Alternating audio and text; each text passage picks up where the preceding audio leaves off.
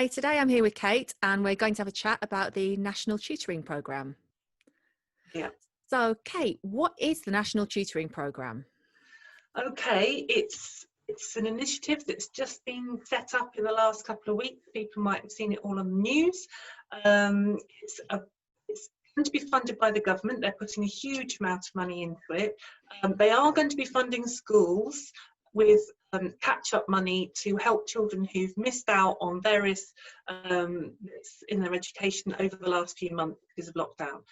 But the National Tutoring Programme is part of that, and it's a big programme where they are going to get a whole load of tutors to be coming into schools and tutoring one-to-one or in small groups to children. Now it's going to be split up. It's going to be half of tutoring is going to be run by experienced tutors who are going to do this one-to-one, and they are also going to pay what they're calling coaches, who tend to be graduates who might be training to be teachers or have got some kind of experience in education, and they will be paid by the schools and work within the schools.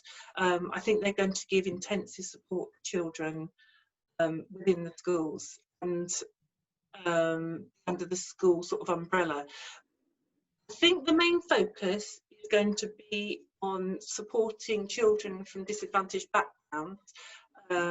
They know that those children will have suffered particularly in the last few months without the support from schools, and so they want to really focus on getting some good quality tuition for those children.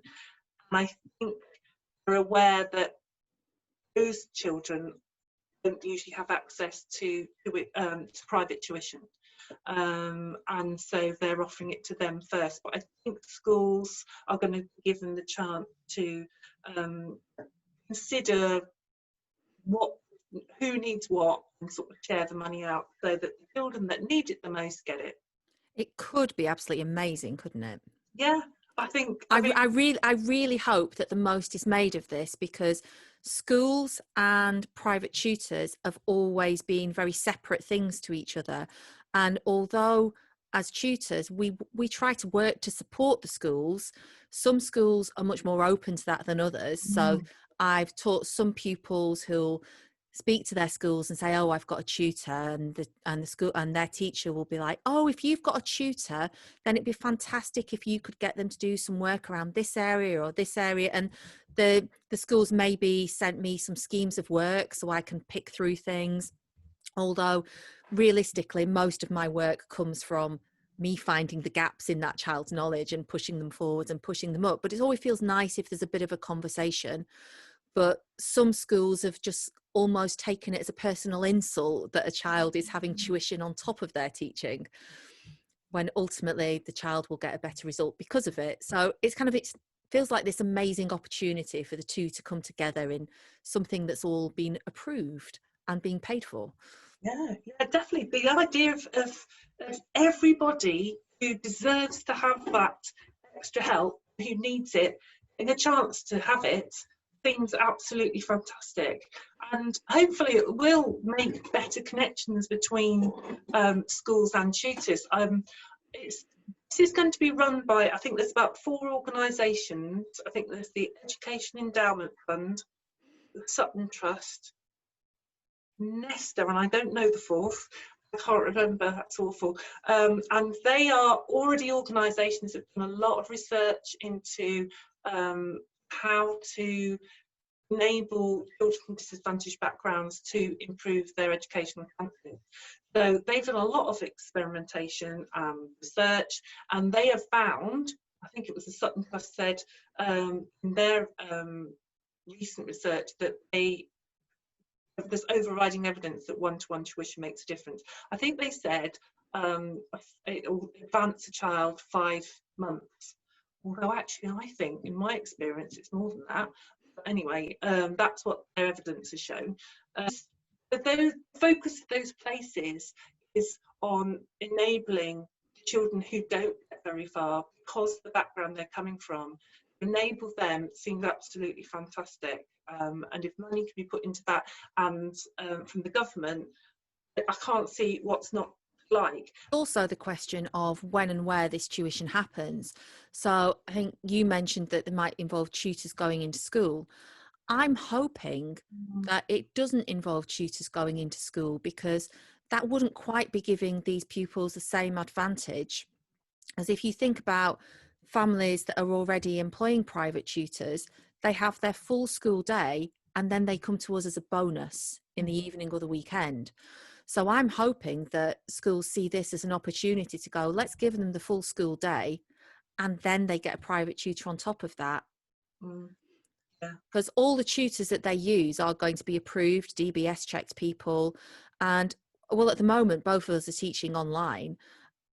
I just feel like it would be great to do this teaching online still. If these families now have access to their computers, you know, whether they already had one or whether ones have been provided for them in lockdown, then in theory, we could just do tuition online with these families in the same way that we do for other families that we work with. Yeah, I think there might be, with some of these families, there might be a different attitude towards education, and that might be a bit of a stumbling block with some people, but not everybody by any means. It's Some children wouldn't be wanting to do anything after school because that's it what made I them was a thinking after swot. school. And what it made me also think of was what sometimes schools do is they take a child out of something that actually they quite like, but the school considers is not academically important, and then they might get one-to-one special needs support. Well, often that doesn't work well for that special needs support, because the child's thinking, well, I want to go and do whatever it is, cookery, sport, or whatever it is that they love, and they're having it taken, and so they don't want to do the one-to-one, and that's totally reasonable, really. I can get that. I would have been like that at that age. So if it's in school hours, it needs to be considered very carefully when it is for each individual child. Yeah, definitely. And then, like you say, after school, that needs to be thought through. Is it because the child, because actually getting home, all of those issues could be quite an issue if somebody stays after school, might be quite difficult. So actually, yes, if they have got access to digital resources, then yeah, one-to-one online would be quite good, really, wouldn't it? I can't see why it would be a problem. It would be quite straightforward. Or Yeah. or if they wanted to do it within school hours, you know, the school could have a space set up with, there's the computer with the graphics tablet, let's have one pupil in at a time during the school day for their tuition in the room that's set up with all the equipment they might need. That could work well. But I think there's lots of questions at the moment about what tutors they're going to use and how are they going to find them. And you and I are both independent tutors, and I'm an independent tutor because I want to be in charge of my own business and I want to teach the way that I want to teach, and I know that I can make a huge difference, and I don't want to be just part of some big company that's saying oh, this is how we do, and just use this worksheet, and oh, we don't want you to have one child at a time, we'd like you to have a few. I want to just have one child and do it my way, where I'm homing in on them. And we don't know at the moment whether or not that's going to be acceptable under National Tutoring Programme.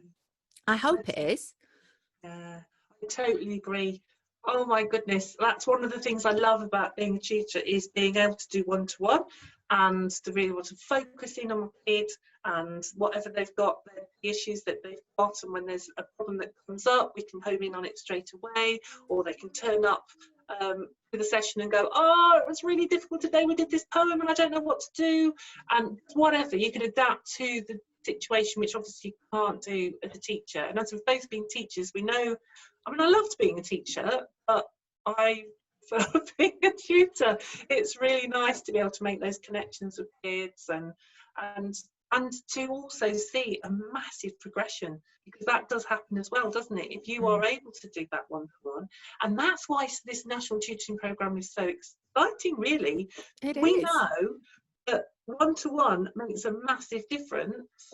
I just really hope it works. And also, I am a bit concerned that people will set themselves up. I mean, people who aren't really experienced are going to set themselves up as tutors, and then they're going to go in and maybe they haven't really got skills to be tutoring the children properly. I've got a slight concern about that. So educating of the tutors, I think, is quite a key thing as well. It would be really nice to see some sort of way of nurturing all the tutors, or you know, these coaches that we mentioned that aren't going to be qualified teachers. It would be great if we knew that, you know, maybe not everyone gets trained. If you're an experienced tutor and you have the credentials, then you could just come in. But if you're someone who's not done tuition before but goes, oh, I think I could do that, then there might be some sort of bit of training you can do, a bit of mentoring from more experienced ones on, well, how do you do a lesson? I know I remember speaking to a tutor a few months ago. They wanted some help with something, and they said, oh, well, now you're online, what resource do you use? And I looked a bit confused. I said, well, it depends what the child needs. He went, oh, well, if someone comes to me and they say they need some help with algebra, I get out my textbook and I open it on the algebra chapter. And I was like, oh, but there's hundreds of different skills in algebra. How do you know which? Yeah, as a tutor, I could just say, oh, you know, if they come to me and say they want to do something on algebra, I home in on that. And I'm like, okay, well, which bit of algebra? And if the kid says all of it, I'll start going through, okay, what does this look? Oh, I can do that. Oh, I can do that. Until we find the bit, oh, that's the bit I struggle with. And then I stretch them on that and show it how it links with all the other things. I think all those ways of working adaptively with a child, that doesn't come from, here is a textbook that you work through. That comes from the in-depth knowledge of a subject and being able to home in on what it is someone needs help with. And I think people who aren't used to doing tuition, maybe they've been in a classroom and here's your scheme of work and this is what you do each week. Tuition isn't like that. Tuition is, here's where you are, this is what you're struggling with. You might have had something planned that you thought you were going to do, but then you need to go in a completely different direction because you're with that child right now and they've got these gaps. And they might have a special little interest in something that you want to home in on to help them feel good enough that they can do battle with the harder things. Yes, and I think also then that's any child. Then there's also children who learn in a different way, or have various issues that make it difficult for them to learn. So perhaps children with dyslexia or children with who are autistic, their whole way that they interact with you is going to be different, and adapting to that is quite important as well. And you don't have that experience, you're not really going to do a good job, I don't think, or you don't recognise that the resources that you're giving to somebody are too hard for somebody to read or work their way through, or yeah, I think generally they need to be experienced tutors if they're going to get people to be doing this. They do. Whether they're going to get them all, I don't know, but my concern is if you put somebody who's not experienced with a child who's, and maybe even just a child who's not got any of those issues I've just raised, they just are a bit hard to reach because of the background they've come from and their attitude to learning. If you put somebody who doesn't know what they're doing with them, it's not going to work, and you'll put them off education even more. And that is a real concern, because I kind of think I've got a lot of experience of sitting down with children who don't like education, don't like learning, have had a really bad time in education and are resistant to it, and finding ways to sort of teach them and slip the learning under without them realising they're learning.